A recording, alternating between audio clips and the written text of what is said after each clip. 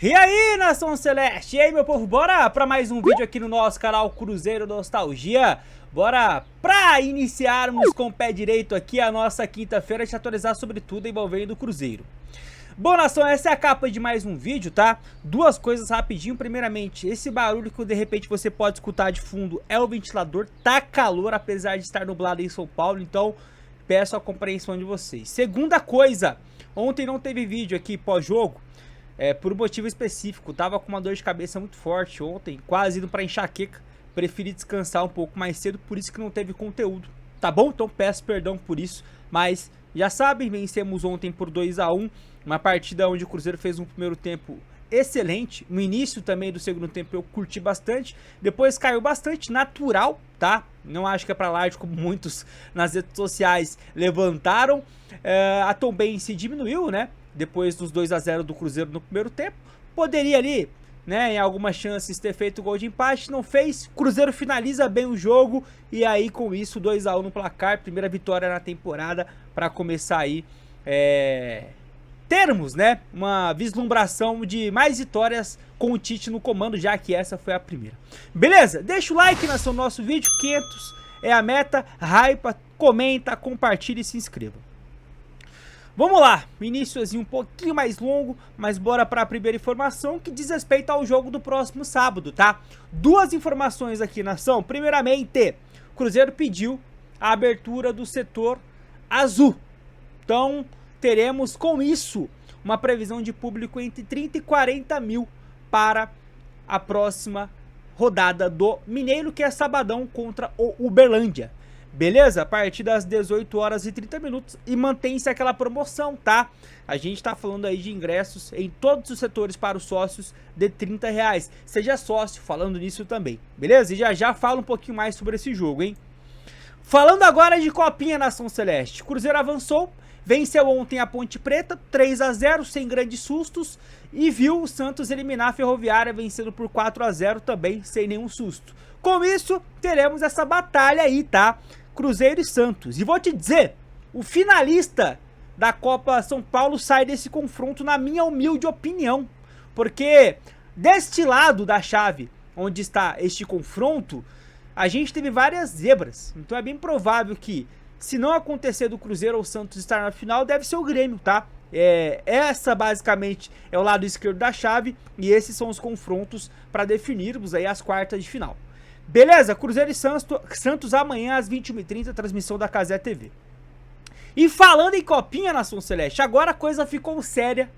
E aí a gente vai ter reforço de alguns jogadores da base para este confronto, tá? O Santos tá com um time muito mais inteiro nessa Copa São Paulo, ao contrário do Cruzeiro, com vários jogadores sub-17.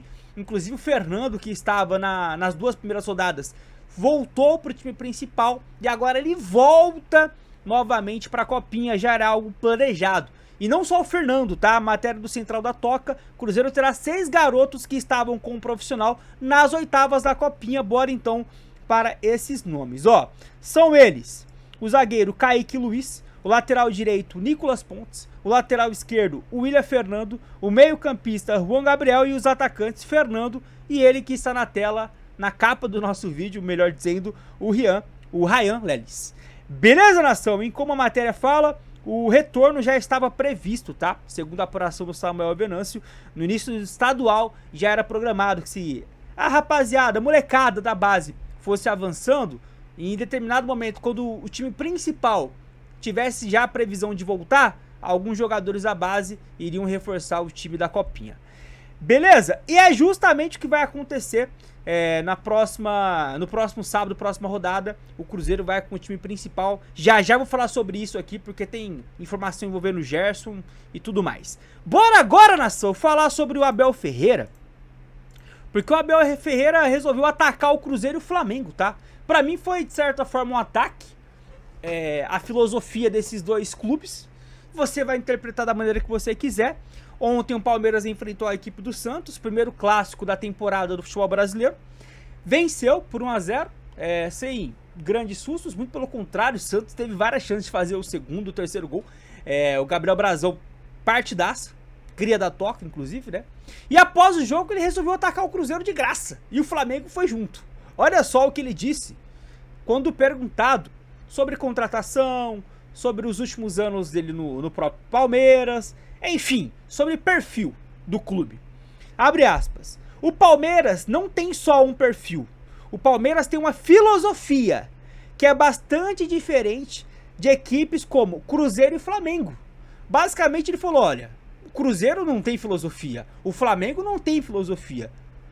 Competimos com o mesmo objetivo, mas com filosofias completamente diferentes. Foi um ataquezinho ali, né? Não sei como é que você vai interpretar, não foi nada pesado, mas foi um ataque, isso é fato, né? Quando você fala de clubes que buscam, né, se mostrar forte dentro do seu país, se mostrar competente dentro e fora de campo, passa por uma filosofia. E quando vem um técnico de um dos seus principais rivais pelos títulos e fala que você não tem filosofia, é um certo ataque. Eu acredito que nessa fala o Abel Ferreira está um pouco equivocado. Principalmente se a gente pegar o que é esses quase 2 anos de Pedrinho à frente do Cruzeiro. Quando o Cruzeiro opta, né, por exemplo, lá em abril do ano passado, por bancar o treinador, custe a quem custar, custe a saída do Dudu, custe o banco pro Gabigol, custe o que quiser, você claramente está colocando uma filosofia dentro do seu próprio clube, certo? Quando você traz um Joaquim Pinto, quando você padroniza contratações como Arroio, Neiser Vidia Real, quando você padroniza contratações como a do Rian Guilherme, que aconteceu também do meio do ano passado, você passa um certo recado. Quando você chega na janela, onde você é atacado por propostas de 20, 25, 30 milhões de euros pelo seu principal, dos seus principais jogadores, você diz não, você tá trazendo uma filosofia para a temporada. Então eu acredito ali que o Abel, ele deu uma certa exagerada. Eu entendo que o processo hoje no Palmeiras, ele está muito avançado comparado ao Cruzeiro, por exemplo. O Cruzeiro vai precisar dar mais umas 2 voltas para chegar próximo do que hoje é o Palmeiras em termos de filosofia, mas falar que não existe é atacar de uma maneira muito de graça, né? Achei desnecessário, você opina. E aí, nação, bora falar então desse jogo contra o Uberlândia, né? Falei que tinha uma informação importante, algumas, né? São 3 aqui pra vocês, tá? Primeiramente, o Dan Abreu trouxe a notícia, o Samuel Venâncio foi bem de encontro a isso. O Cruzeiro vai com o time titular para encarar o Uberlândia no Mineirão, tá? Nesse sábado. Aqui o Dan Abreu falou que deve, o Samuel Venâncio já praticamente cravou. Então deveremos ter, vou até pegar aspas aqui, ó, do próprio Samuel Venâncio, ó. Do Samuel Venâncio foi o seguinte, ó. Diante do Uberlândia, o técnico Tite promoverá pela primeira vez na temporada a formação titular do Cruzeiro.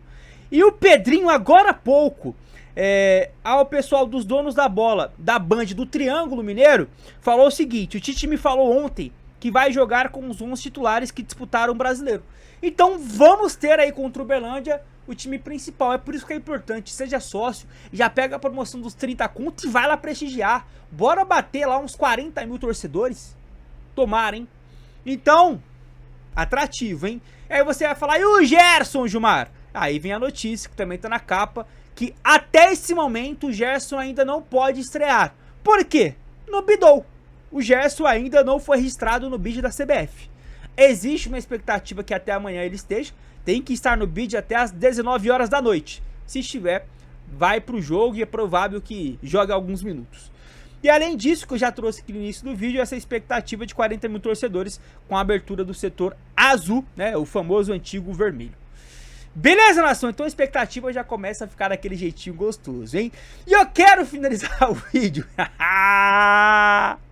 Ô, rapaziada, você fala muito do Atlético, Gilmar, mas, pô, rapaziada, se o Rony está cagando na cabeça do atleticano, quem sou eu pra ignorar um negócio desse?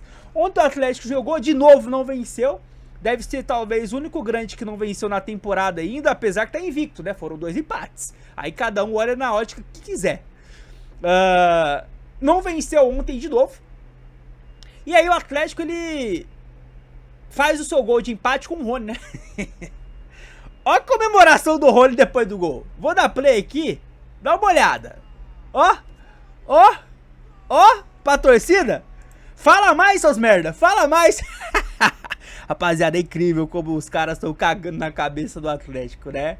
O Rony, o possante Rony, o melhor atacante do futebol brasileiro, Rony, o brabo. faz um gol e mete aqui pra torcida, ó. Fala mais, seus otários. É dirigente rival cagando na cabeça do Atlético, é jogador, é empresário, é clube. Até o Galo lá não sei da onde também cagaram agora na cabeça dele, vencendo na justiça ali uma nomenclatura que é usada em algumas festas de carnavais aí, Brasil afora. E os caras estão perdendo tudo, rapaziada. E o respeito já foi faz tempo, viu? Mas é isso, nação, resenha à parte, finalizamos aqui o nosso vídeo, um dia um pouco mais tranquilo, né, mas com algumas pontuações de informações importantes. Chegou até aqui, deixa o like, hype o vídeo, a qualquer momento voltamos, fique com Deus, até a próxima, tamo junto!